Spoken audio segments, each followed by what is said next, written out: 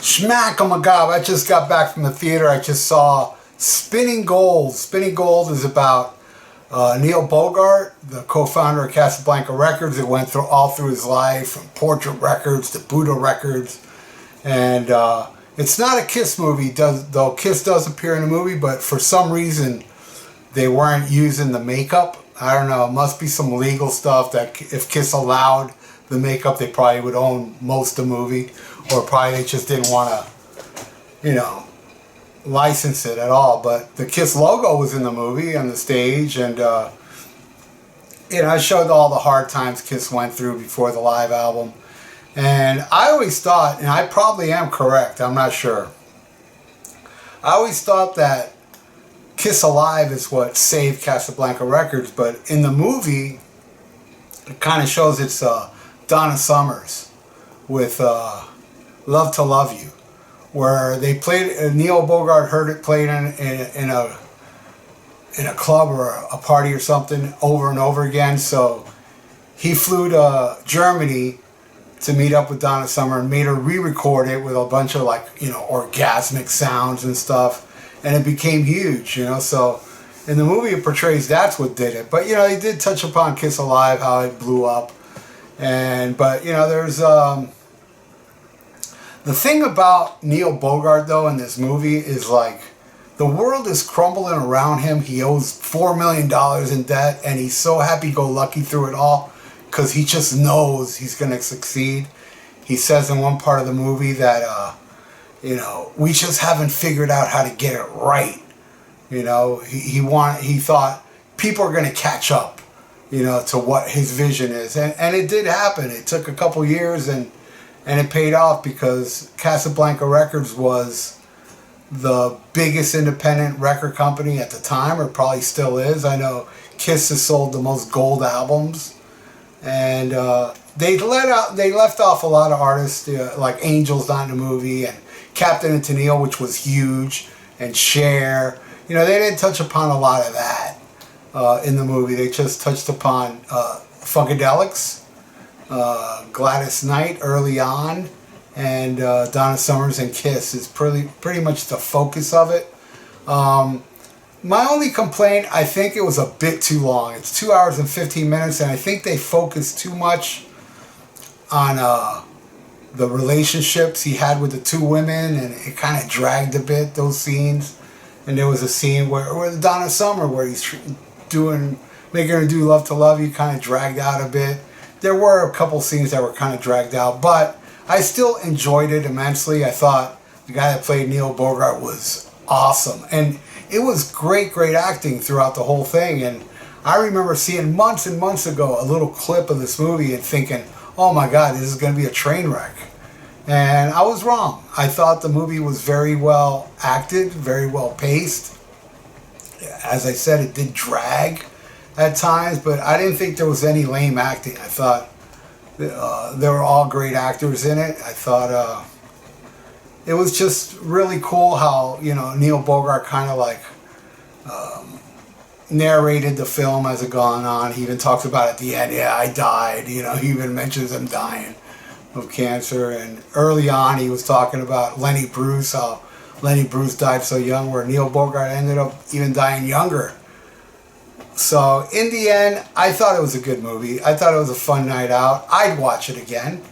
Though I'd probably fast forward some of those scenes, some of those love scenes and things. I just think it went on too long. 2 hours and 15 minutes was way too long. They could have added a lot of more stuff in the movie and edited out some of those love scenes to, you know, to focus more on the other bands. But it's a biopic. It's not supposed to be 100% accurate. Like the first time they show Kiss, when he shows Kiss off to the people, they play Shout Out Loud. And Shout Out Loud wasn't recorded until years later. And also Beth, Gene and Paul wanted Beth bad. And Neil Bogart was against it, didn't like it. Where, I don't know, in retrospect, man, I hear Gene always bash on Beth. And so maybe that's true, maybe that's not. I don't know, maybe Kiss changed their tune later, but I'm pretty sure Gene always hated Beth, and so did Paul. Ace loved it. Ace has said in interviews he loves that song. But you know, Ace says he loves Kiss Meets Phantom of the Park because it's so bad, it's great. He's got more of a sense of humor, you know, more down to earth than Gene and Paul are just too anal. And they focus on Gene and Paul in this movie. There was no Ace and Peter except Peter singing Beth. But you know, I mean, they're not in the movie much. Kiss is not in the movie much. It's a movie about Neil Bogart. His son wrote and directed it, and I think he did a great job, even though there's a couple drawn out scenes, like I said. But I would give it, out of 5 stars, 3.5 stars. You know, it could have been better, but it wasn't bad. I did enjoy it. It was a fun night out to the theater. There wasn't many people in that theater. There was me and 3 other people, or maybe it was 2 other people. I know there wasn't a lot of people there, but who knows? I doubt it'll ever be a big hit, which is unfortunate. It's a biopic, and it's about Neil Bogart, guy that was fearless. And, you know, and Bill Aucoin's in the movie too. They show him in the movie. They were all fearless people that had a dream and put all their money on the line, and it paid off in the end. And he ended up selling it to Polygram for millions and millions and millions of dollars, and he only sold half of it. And I think later on he sold it all. Also, at the end of the movie, it shows Neil dancing, doing Last Dance with Donna Summers, and that's how the movie ends. But don't leave during that part, because, you know, it's showing credits, but then after that, they go into more credits, but they show actual footage of the real Neil Bogart speaking all the way through all the credits, and some very interesting things. You see Neil Bogart talk, the real Neil Bogart, and you kind of like connect him to that actor. You know, the guy portrayed him great, man. But in the end, I gotta say, Spitting Gold was enjoyable. I did not hate it, even though some parts kind of dragged. It was still interesting, just a little too long. So that's my review of Spitting Gold.